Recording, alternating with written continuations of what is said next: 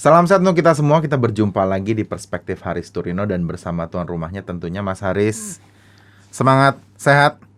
Alhamdulillah selalu sehat.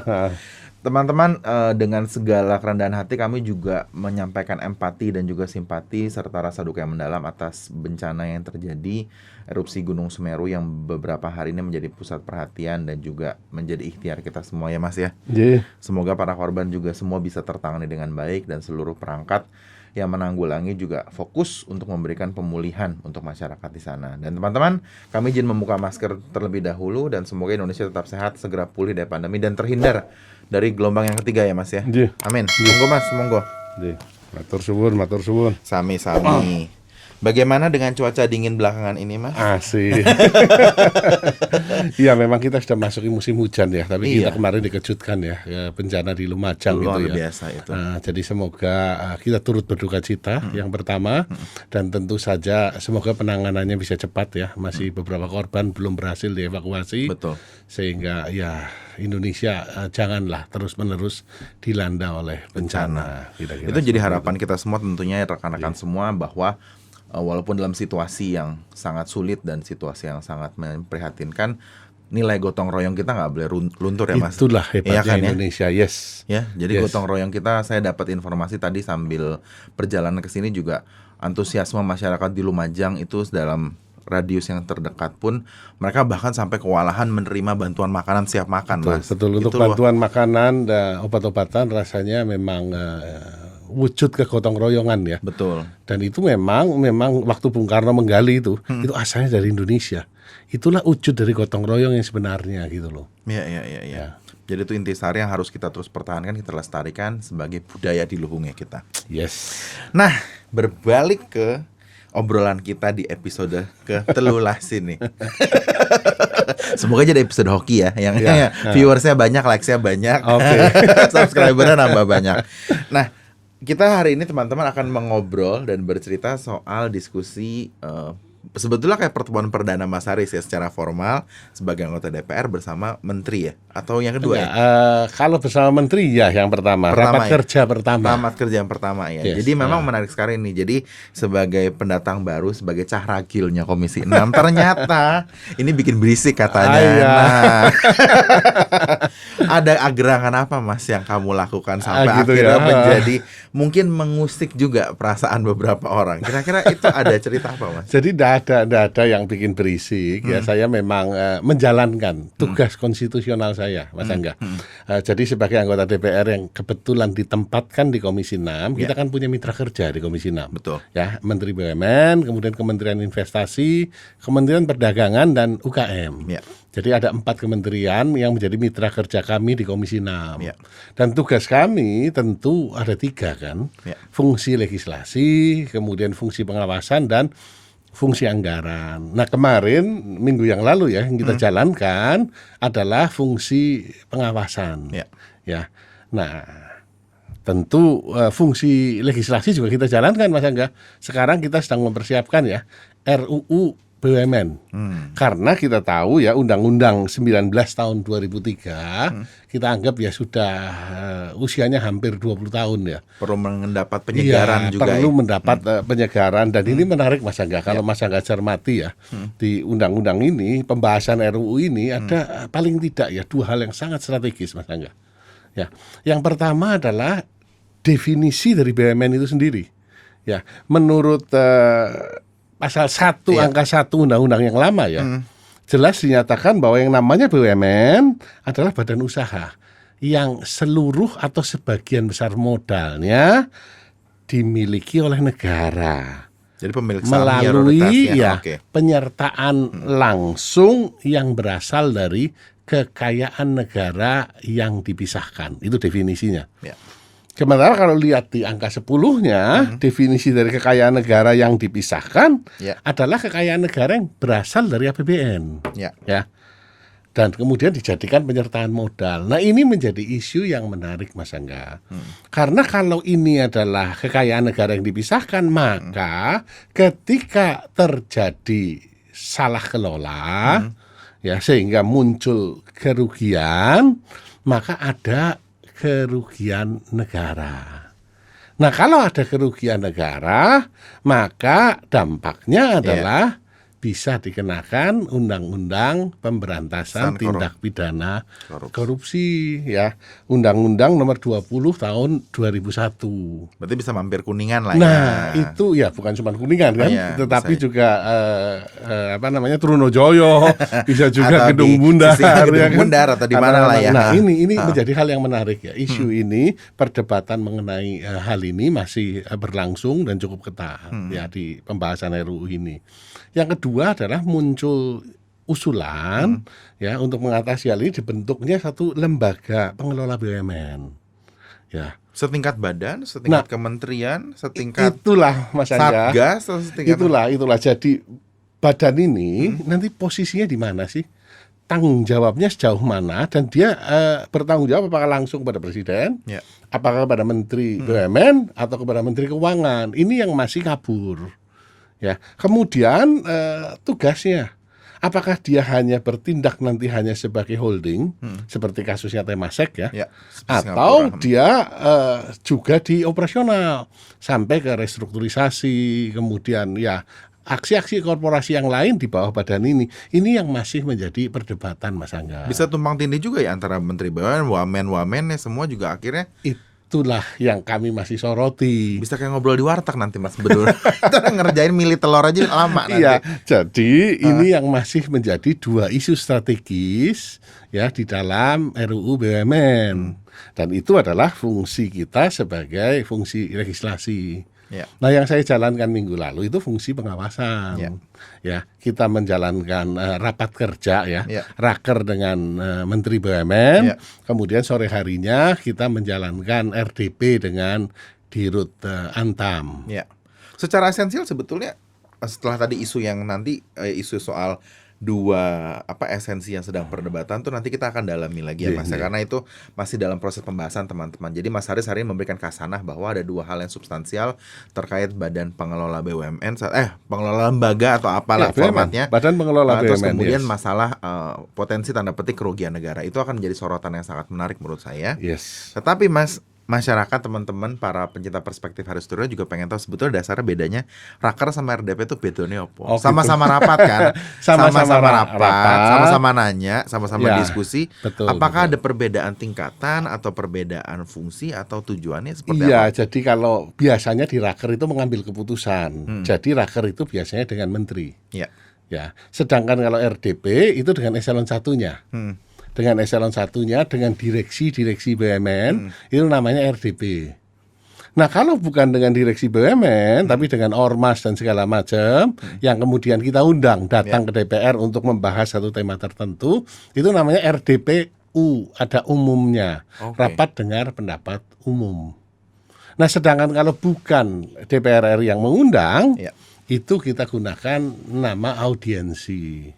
Jadi hanya perbedaan terminologi dengan siapa kita berbicara dan siapa yang mengundang, hanya itu sebenarnya Mas Angga. Jadi secara esensi semua sama lah, penyerapan aspirasi, diskusi, dan akhirnya harapannya menjalankan juga fungsi pengawasan kan. Nah terus kemudian Mas dalam konteks kemarin Mas berdiskusi bersama Pak Erick Thohir sebagai Menteri BUMN gitu.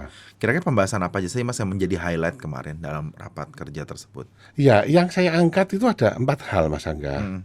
Ya, ada 4 hal. Yang pertama itu topiknya kan mengenai penguatan ya, penguatan modal di BUMN. Ya, saya mengangkat 4 hal. Yang pertama adalah usulan dari Menteri Erick Thohir untuk penguatan permodalan di BUMN itu.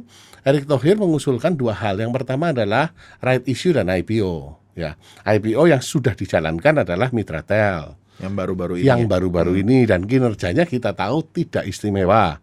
Itu harus dicatat. Nah, ada beberapa lagi yang akan IPO ya, anak perusahaan Pertamina dan seterusnya. Ini yang IPO. Nah, kemudian yang kedua adalah yang right issue. Right issue kan berarti penerbitan ya, saham, memperkuat dari sisi ekuitas ya. Saham-saham baru yang diterbitkan ini akan dibeli oleh pemegang saham lama biasanya. Sehingga kalau sudah dibeli oleh pemegang saham lama tidak terjadi dilusi tentu saja. Perubahan komposisi kepemilikan tetap sama. Nah, yang saya soroti adalah bahwa sumber penguatan permodalan itu kan sebenarnya bukan cuman IPO dan right issue. right issue ya, bukan cuman right issue. Tetapi untuk BUMN tertentu yang neracanya sehat ya, kan ada alternatif lain. Misalkan kombinasi dari right issue, penguatan ekuitas dengan menerbitkan obligasi atau utang.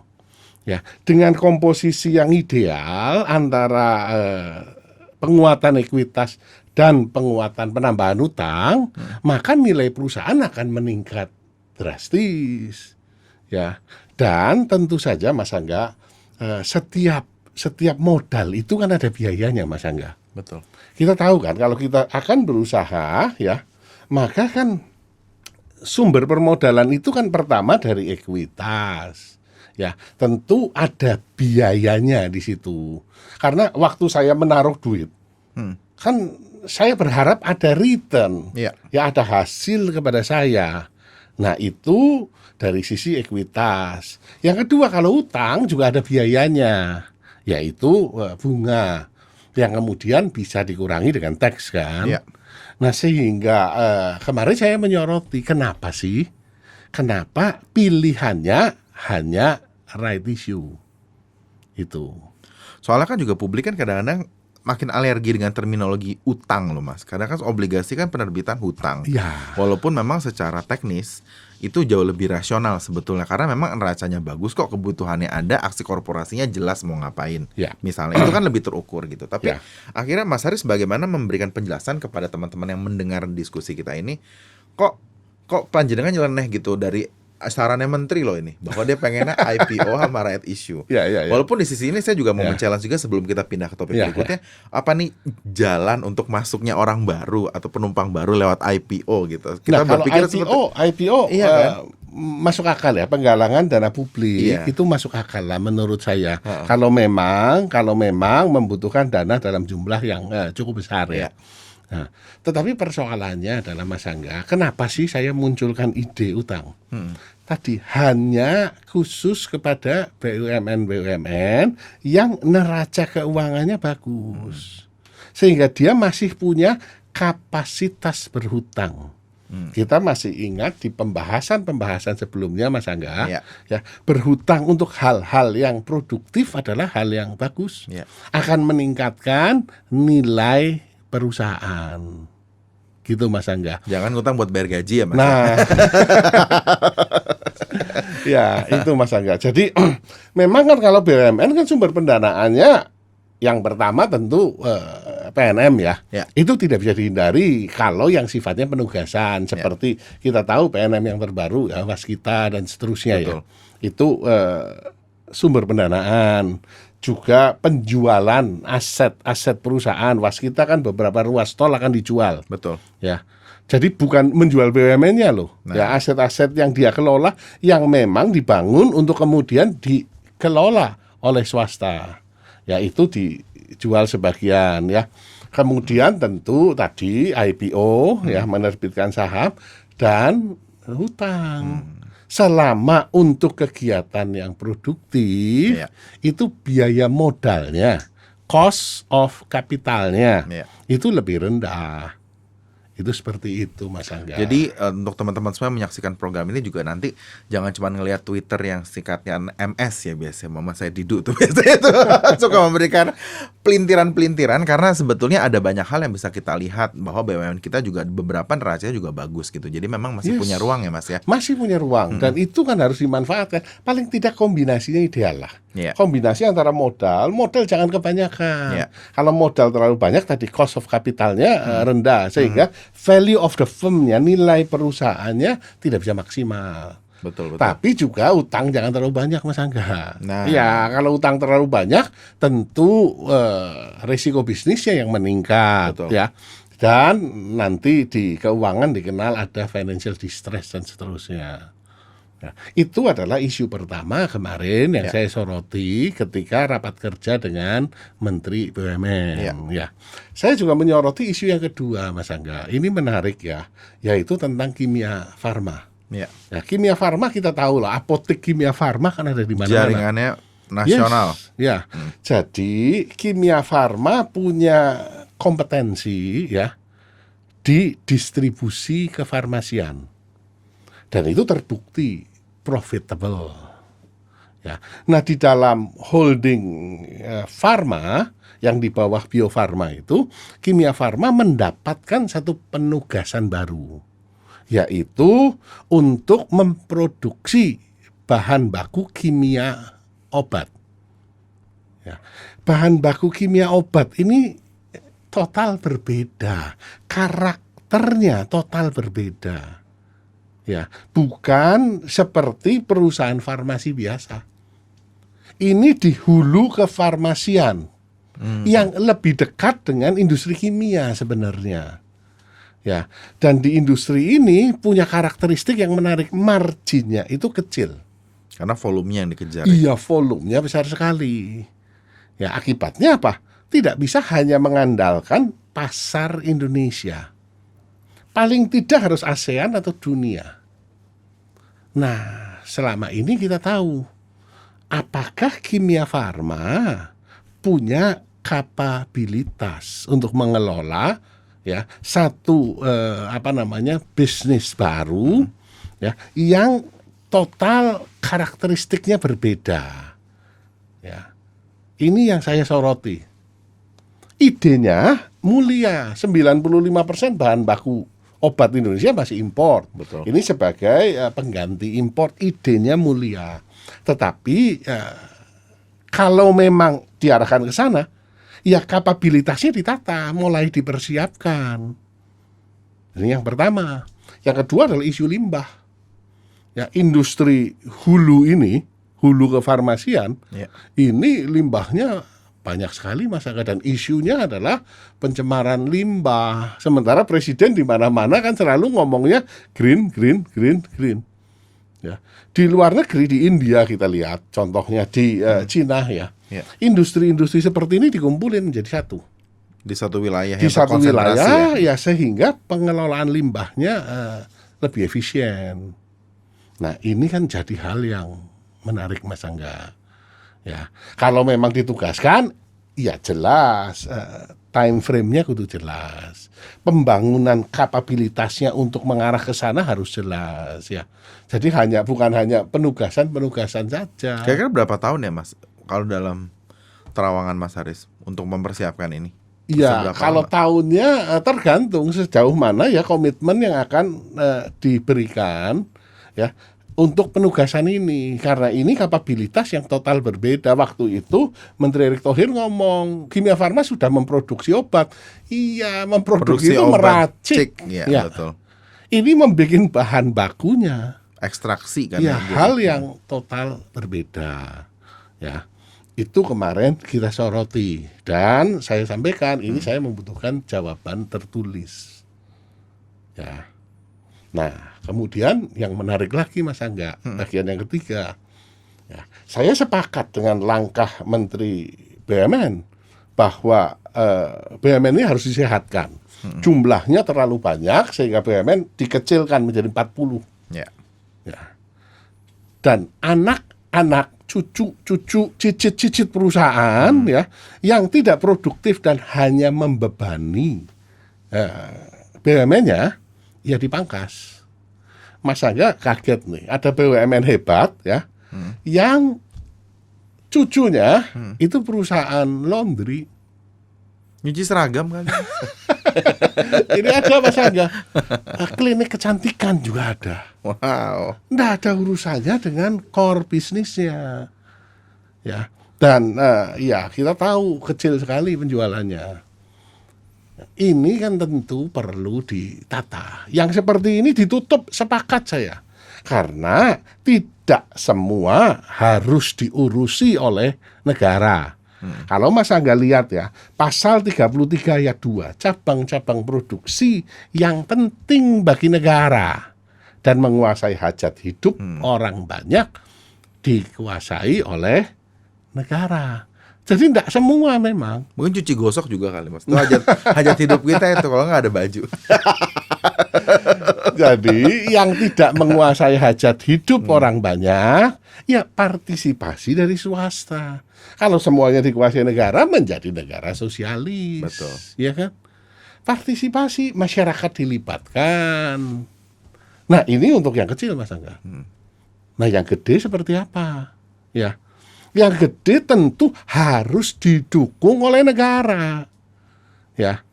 Nah, untuk mendapatkan dukungan dari negara ini tentu jelas, komitmennya harus jelas.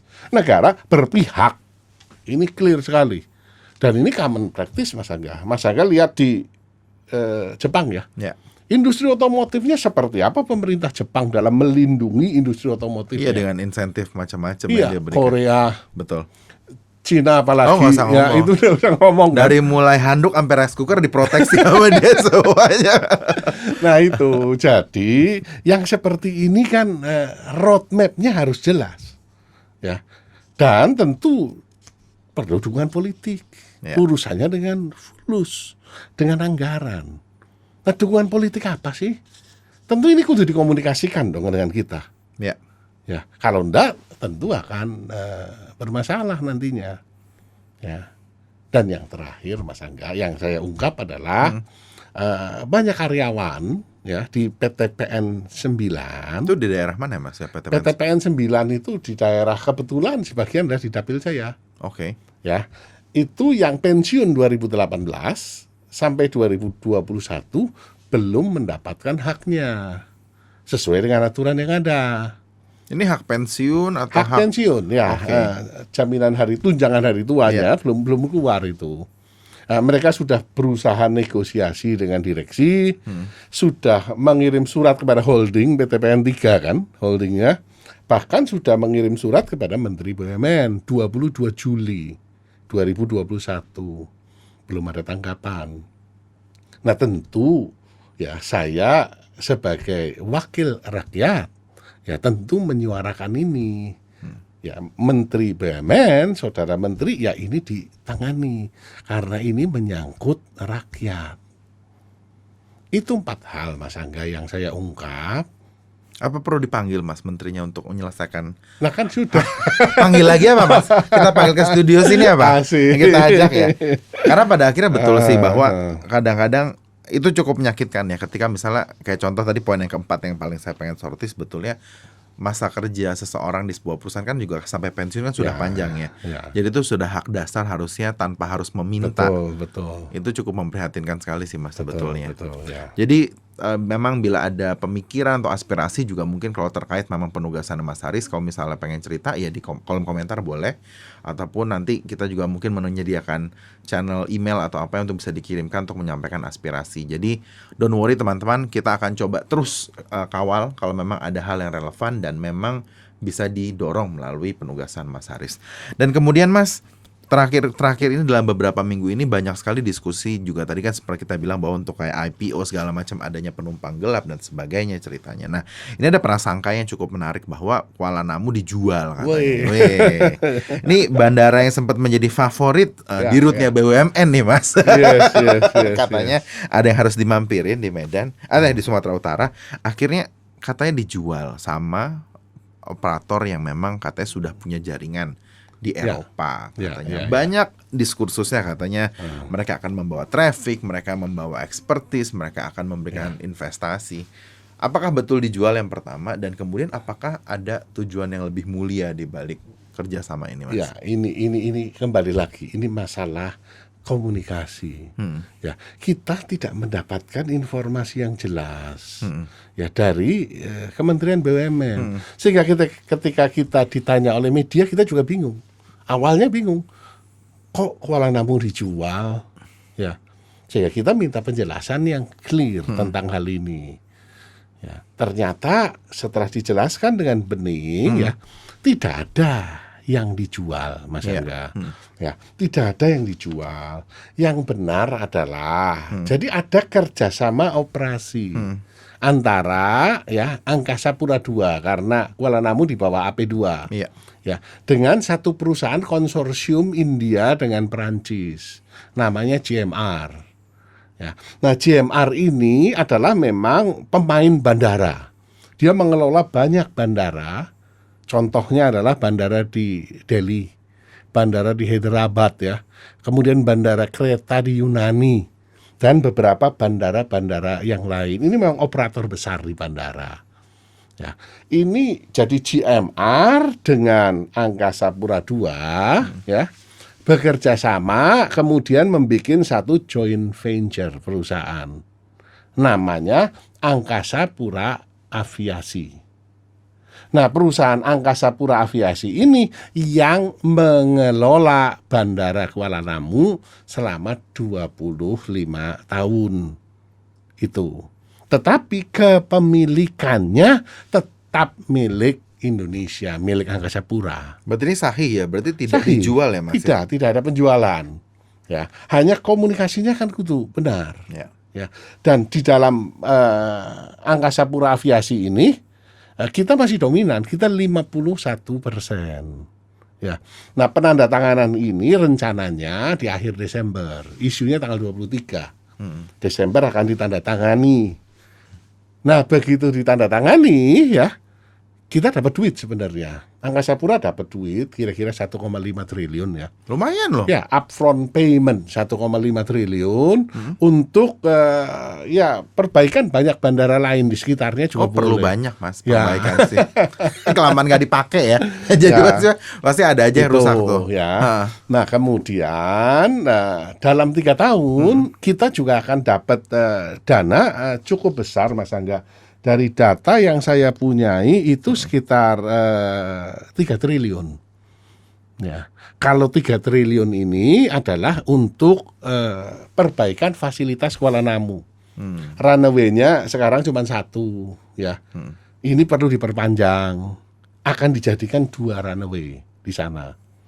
Ya, demikian pula kontrol menara kontrolnya segala macam, kemudian fasilitas penumpangnya ini menggunakan dana ini, ya, sehingga harapannya benar-benar Bandara Kuala Namu ini mampu berfungsi sebagai bandara internasional yang mampu melayani 54 juta targetnya.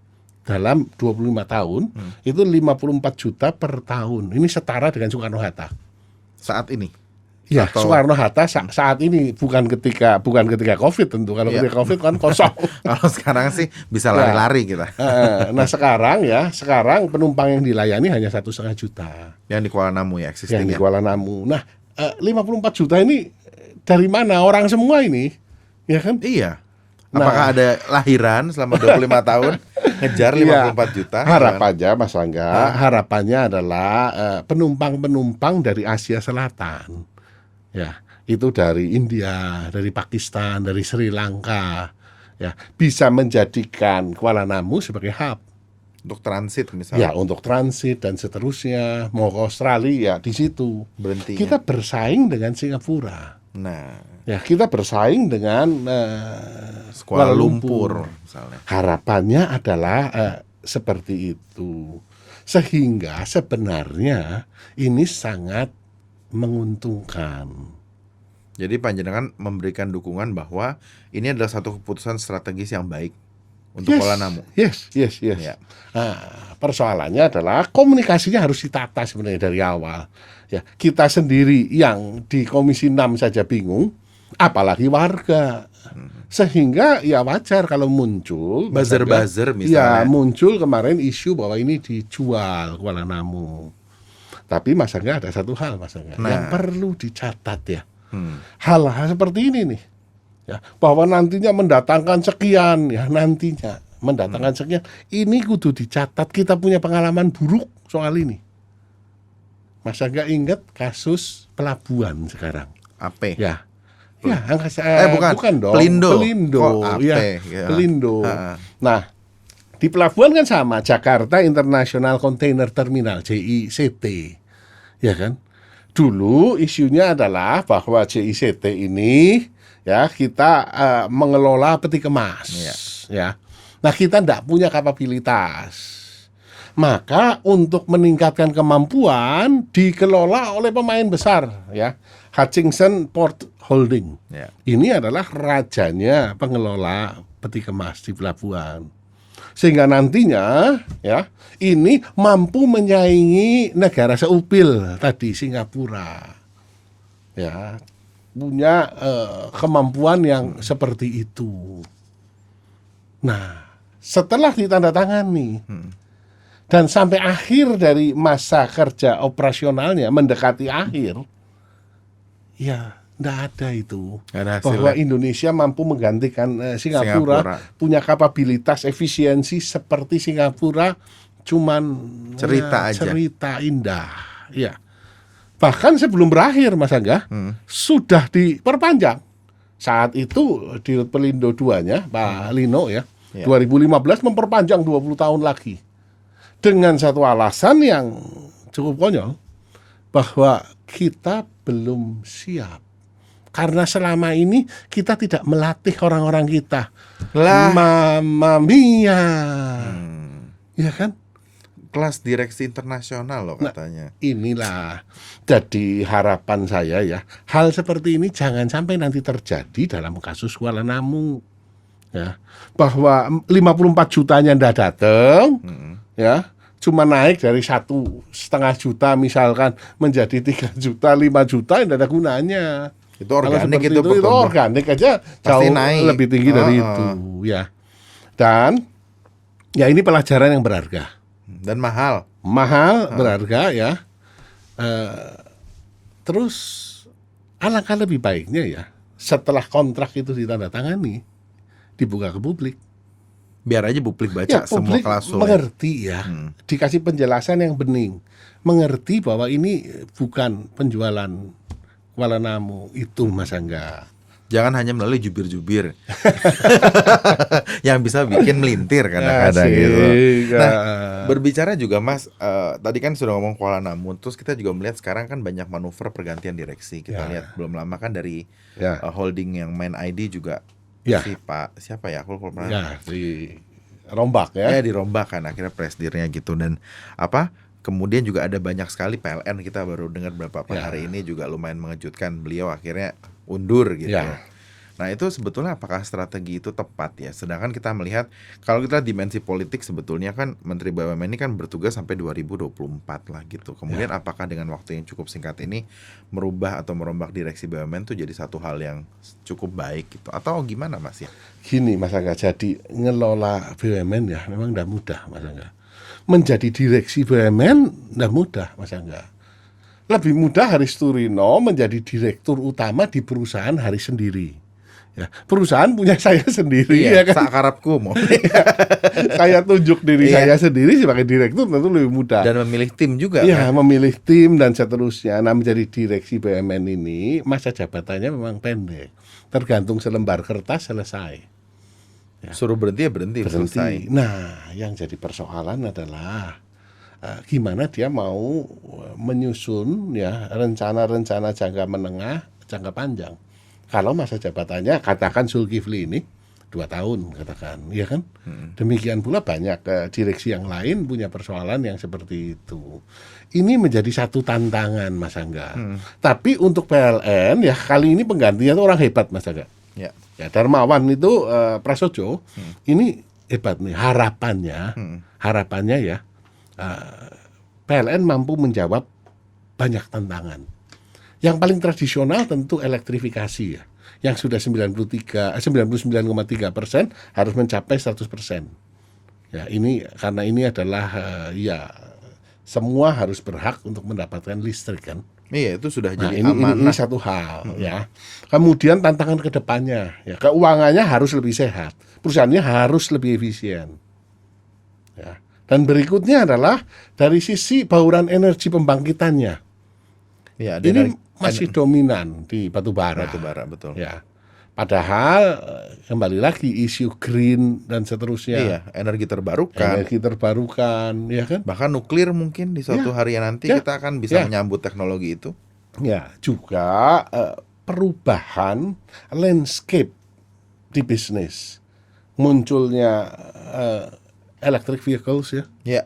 Ini kan perlu listrik. Electric vehicle nggak ada listriknya nggak jalan. Kalau lagi ngisi mati lampu besok nggak bisa berangkat, kepiye? Masa pakai power bank? Sehingga power bank-nya segede anggar Segede nanti. saya jadinya. Gede banget. Iya ya, Ya, betul. itu kan tantangan besar. Iya. Ya, digitalisasi yang lain ya perlu satu yang kudu dibereskan oleh PLN. Nah, ini menjadi PR-nya Pak Darmawan, ya. Dan Pak Darmawan bukan orang baru sebenarnya di PLN. Ya. Ya, dia pernah menjabat sebagai, sebelumnya kan Wadirut. Sebelumnya lagi pernah menjadi komisaris di PLN. Oh, berarti sudah cukup warawiri lah ya. Iya, warawiri walaupun bukan berkarir dari bawah di PLN. Ya, tadinya di kantor staf kepresidenan. Oke. Berarti dimensi teknisnya saya lihat latar belakang pendidikan mesti cocok ya, Mas? Ya, kalau Terus, lihat kompetensinya banyak di energi. Sehingga ini harapannya adalah ya mampu membereskan tantangan-tantangan yang ada di PLN.